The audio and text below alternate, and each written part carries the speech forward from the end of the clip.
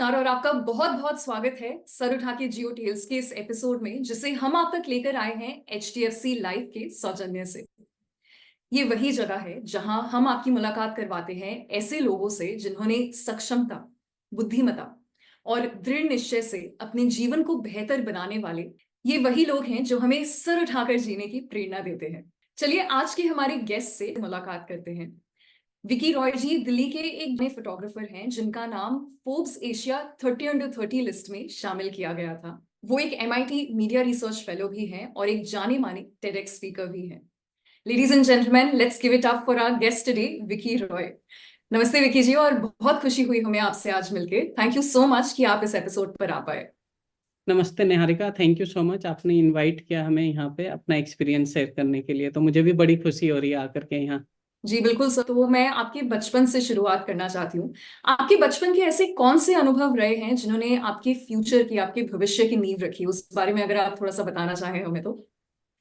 सो निहारिका, जो मेरी बचपन थी, बचपन में ओरिजिनली वेस्ट बंगाल पुरुलिया से हूँ। तो मेरे फादर टेलरिंग का काम करते थे और रोड साइड में मशीन लगा के बैठते थे। तो उनकी इनकम पर डे की 10-15 रुपए थी, जिसमें सरवाइव करना डिफिकल्ट होता था।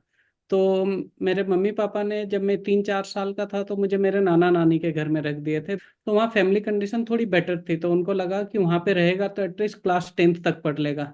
तो जब मैं वहाँ पे रह के बड़ा होने लगा, मैं रेगुलर स्कूल जाने लगा। और मैंने बचपन में कुछ फिल्में देखी थी कि लोग शहर जाके हीरो बन जाते हैं या अमीर आदमी बन जाते हैं। तो मुझे भी लगा कि अगर मैं शहर चला जाऊं तो हीरो बन जाऊंगा। तो मैंने एक दिन अपने मामा जी के जेब से थोड़े से पैसे चोरी किए और मैं स्टेशन गया तो देखा दिल्ली की ट्रेन लगी हुई थी। और मैं 11 साल की उम्र में 99 में दिल्ली आ गया। तो जब मैं दिल्ली आया तो मुझे समझ में नहीं आ रहा था कि मैं क्या करूं, तो मैं प्लेटफॉर्म पे बैठ के रोने लग गया। तो जो बच्चे कबाड़ी चुनते हैं उन्होंने मुझे रोते हुए देखा, तो आकर मेरे से बात किया, मुझे कुछ खाने के पैकेट दिया, हम अच्छे दोस्त हो गए हैं। और मैं उनके साथ घूमने लगा और 2-3 दिन के बाद मैं भी उनके साथ एज ए रैग पिकिंग का काम करने लगा। तो जो लोग पानी की बोतल पी के फेंक देते थे, हम वो पानी की बोतल इकट्ठा करते थे और उसे हम जनरल बोगी में 5-5 रुपए के बेचते थे। तो देखा कि स्टेशन में सरवाइव करना काफी डिफिकल्ट था, क्योंकि कभी पुलिस वाले मारते थे, कभी किसी पैसेंजर का कुछ चोरी हो गया वो मारते थे। तो फिर मैंने स्टेशन से काम छोड़ के नई दिल्ली के एक साइड अजमेरी गेट है, वहाँ पे एक ढाबे में जाके काम मांगा।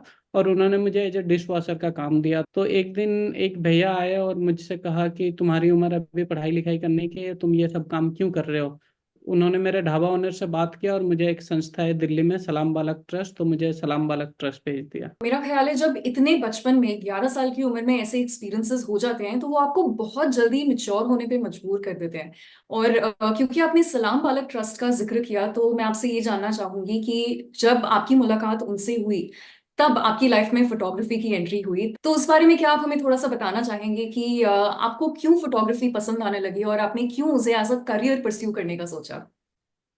तो जब मैं सलाम बालक में गया और मेरा रेगुलर स्कूल में एडमिशन हो गया, तो मैं रेगुलर स्कूल जाने लगा। जब मैं क्लास 10th में आया तो मेरे 10th में बहुत कम परसेंटेज आए, 48% आए। तो मेरे जो एनजीओ के टीचर थे उन्होंने कहा कि ना, आप पढ़ाई में अच्छे हो नहीं और आप कुछ वोकेशनल ट्रेनिंग करो। तो मैंने उनको कहा कि सर मुझे फोटोग्राफी करनी है। तो उन्होंने कहा कि अरे उसके लिए बड़ा कैमरा चाहिए, वो कहाँ से लाओगे। तो मैं कुछ दिन तक अपने जिद पे अड़ा रहा। तो मुझे सलाम बालक ट्रस्ट ने एक कोडेक कैबिटेन का कैमरा दिया, जो उस समय 499 का आता था। तो उनको मैं अपने दोस्तों को पार्क में लेके जाता था, उनसे 5 रुपए करके लेता था और उनकी मैं फोटोग्राफी करता था। तो मुझे लगता था यही फोटोग्राफी है। तो इस तरीके से मेरी फोटोग्राफी जर्नी स्टार्ट हुई। बिल्कुल, और आपने एक बचपन की बहुत ही खूबसूरत याद भी हमारे साथ शेयर की।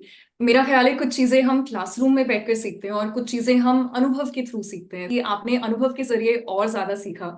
और अगर मैं अनुभव की बात करूं तो आपके काम को अंतर्राष्ट्रीय स्तर पर काफी सराहना मिली है। जब न्यूयॉर्क में वर्ल्ड ट्रेड सेंटर रीबिल्ड हो रहा था तो उसके रिकंस्ट्रक्शन की शूटिंग के लिए दुनिया भर में से सिर्फ 4 फोटोग्राफर्स को चुना गया था, जिसमें से आप एक थे।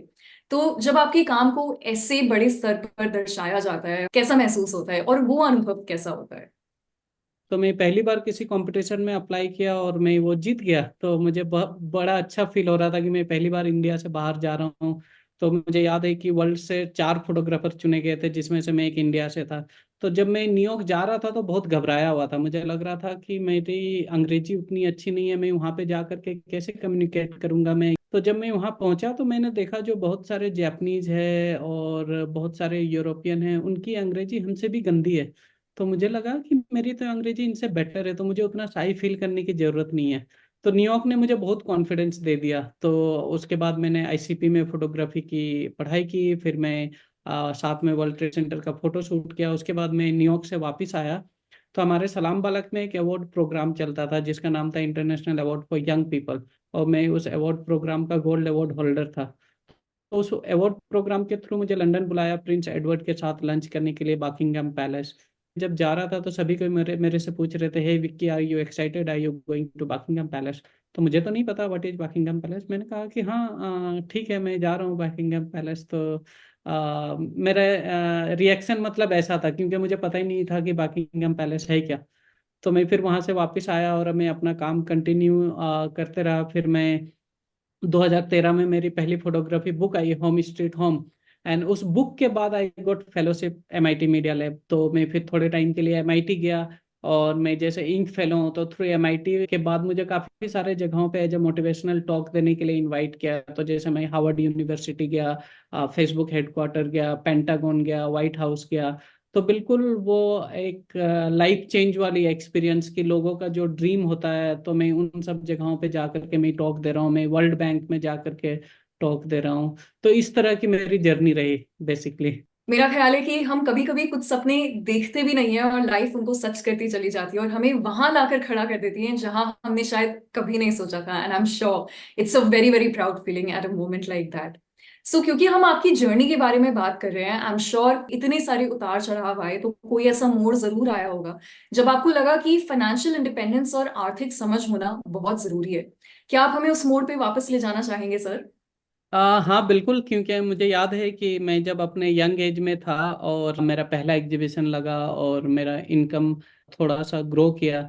तो मैं इस्लाम बालक से बाहर रहता था। तो सबसे पहले मुझे लगा कि मुझे एक इंश्योरेंस लेना बहुत ज़रूरी है, क्योंकि मुझे पता है कि अगर मैं मेरे पास जब तक एक पॉलिसी नहीं होगा तो मैं, क्योंकि मेरी फैमिली की इनकम उतनी अच्छी नहीं है कि मैं एक्सपेक्ट करूं कि मैं, अगर मुझे कुछ हो गया और मेरी फैमिली आकर के उसको फुलफिल करेगा, तो वो चीज़ नहीं थी। तो इस वजह से सबसे पहले मुझे एक इंश्योरेंस की ज़रूरत थी, तो वो मैंने अपने लिए किया। फिर जैसे धीरे धीरे ग्रो किया तो मुझे लगा कि मैं इतना ट्रैवल करता हूँ और कहीं ना कहीं फैमिली को सपोर्ट के लिए मुझे कुछ पॉलिसीज लेनी पड़ेगी। कि तो जैसे जैसे मेरा इनकम बढ़ते गया तो मैंने पहला पॉलिसी लिया, फिर दूसरा लिया। तो इस तरीके से मुझे पता है कि एक फैमिली को मैंने बैकअप दे दिया हूँ। और इन केस अगर मुझे कुछ होता है तो फैमिली नो कि they have family backup, and वो उनको काफ़ी हेल्प करेगा। फैमिली के साथ साथ मुझे अपना भी देखना था। तो मुझे पता था कि मैं नौकरी नहीं करता हूँ सरकारी, कि मुझे रिटायरमेंट होने के बाद कोई पेंशन मिलेगा। तो मुझे फिर अपनी पेंशन पॉलिसी लेनी पड़ी कि इन केस मैं नौकरी नहीं करता हूँ, फ्रीलांस फोटोग्राफर हूँ, तो मेरे पास मेरा बैकअप होना चाहिए। तो ये सारे मैंने प्लान किए। और उस प्लानिंग में बीच बीच में मेंटोर ने हेल्प किया, क्योंकि पहले ये सब चीज़ें पता नहीं था कि इस तरह की चीज़ें होती हैं, पॉलिसी होती है और ये करने से ये बेनिफिट होता है। तो जो हमारे सलाम बालक के टीचर थे उन्होंने बीच में गाइड किया, क्योंकि उन्होंने भी ये सब पॉलिसी ले रखी है।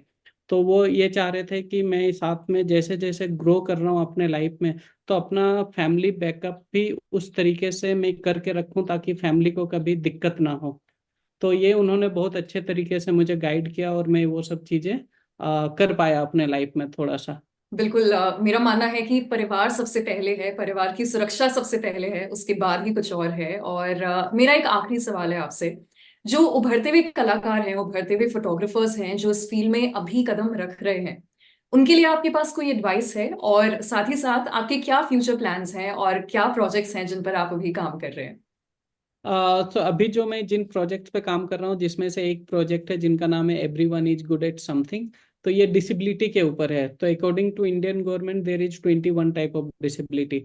तो मैं पूरे इंडिया के 28 स्टेट और 8 यूनियन टेरेटरी ट्रैवल कर रहा हूँ, और जो पर्सन विद डिसेबल लोग हैं उनके घर पे जाके उनकी फोटो खींचता हूँ और उनकी कहानी इस वेबसाइट में डालते हैं। तो बहुत टाइम होता है कि लोग ये कहानी पढ़ते हैं और मुझे कॉल करते हैं कि विक्की, मैंने ये कहानी पढ़ा और मैं इसको सपोर्ट करना चाहता हूँ। तो मैं उनको फिर डायरेक्ट कनेक्ट कर देता हूँ। तो इस तरीके से उनकी भी हेल्प हो जाती है। और जो आज के अपकमिंग फोटोग्राफर है उनको मैं यही कहना चाहूँगा कि वो कोई भी काम करे ना एज ए शॉर्ट टर्म ना करे, क्योंकि शॉर्ट टर्म में वो सक्सेस नहीं होता है, वो थोड़े टाइम तक तो अच्छा चलता है बट उसके आगे चल के वो बिखर जाता है। तो जैसे हम डिसेबिलिटी वाला ही जो मैं शूट कर रहा हूँ, तो मेरा 10 ईयर का वॉलेंटियरिंग का कमिटमेंट है।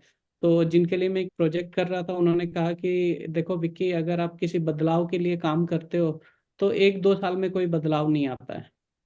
बदलाव 5 साल में आता है, 10 साल में आता है, 15 साल में आता है, 20 साल में आता है। तो उसी तरह अगर कोई फोटोग्राफी में अच्छा करना चाहता है तो उसको टाइम देना पड़ेगा।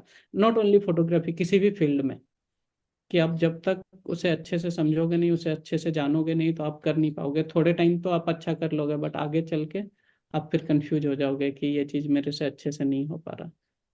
तो अच्छा टाइम देना बहुत जरूरी है। मैं शायद बस यही कहना चाहती हूँ कि समय को सही समय देना बहुत जरूरी है, और समय के साथ साथ सब कुछ अच्छा ही हो जाता है। And with that, thank you so much Vicky for joining us today. It was indeed a pleasure. आपसे बात करके हमें बहुत अच्छा लगा, और हमने सचमुच आपकी स्टोरी से खूब इंस्पिरेशन ले ली है। Thank you so much Niharika, आपके लोगों के इस इनिशिएटिव के लिए। सर उठा के जियो टेल्स ब्रॉडकास्ट, जो मुझे लगता है कि काफ़ी लोगों को इंस्पायर करेगा। Thank you so much. Thank you. तो ये थी कहानी विकी रॉय की, जिन्होंने हमें सिखाया कि कैसे अपने लिए सफलता, उल्लास और आत्मसम्मान से भरी जिंदगी का निर्माण किया जाए। आज के हमारे जो सवाल हैं, उनमें से एक सवाल इंश्योरेंस इन्वेस्टमेंट्स को लेकर है, जहां हमारे श्रोता और हमारे दर्शक हमसे ये जानना चाहते हैं कि इंश्योरेंस में केवल लॉन्ग टर्म के लिए इन्वेस्ट किया जा सकता है, या फिर उसमें शॉर्ट टर्म के लिए भी निवेश किया जा सकता है। उनसे मैं एक ही चीज कहना चाहती हूँ कि इंश्योरेंस में दोनों लॉन्ग टर्म और शॉर्ट टर्म के लिए इन्वेस्ट किया जा सकता है, अपनी जरूरत के हिसाब से। चाहे आपके शॉर्ट टर्म गोल्स हो, आप ऐसे प्लान्स में इन्वेस्ट कर सकते हैं जो आपको इमीडिएट रिटर्न्स दें। और अगर आपके गोल्स लॉन्ग टर्म है, तो आप ऐसे प्लान्स में इन्वेस्ट कर सकते हैं जो आपके भविष्य को सिक्योर करें। एंड द बेस्ट पार्ट, आपके पास कस्टमाइजेशन और फ्लेक्सिबिलिटी के भी ऑप्शंस होते हैं, जिन्हें आप अपनी जरूरत के हिसाब से डिसाइड कर सकते हैं। हमें बेहद खुशी होगी अगर आप अपनी प्रेरणाजनक और इंस्पायरिंग स्टोरीज हमसे बांटेंगे। हमारी ईमेल आईडी है sukjpodcast@hdfclife.com। हमें उन कहानियों और उन अनुभवों के बारे में बताइए जिन्होंने आपका नजरिया जिंदगी की ओर बदल कर रख दिया। मैं मिलूंगी आपसे अगले एपिसोड में। Until then, this is me Niharika signing off from सर उठा के जियो टेल्स।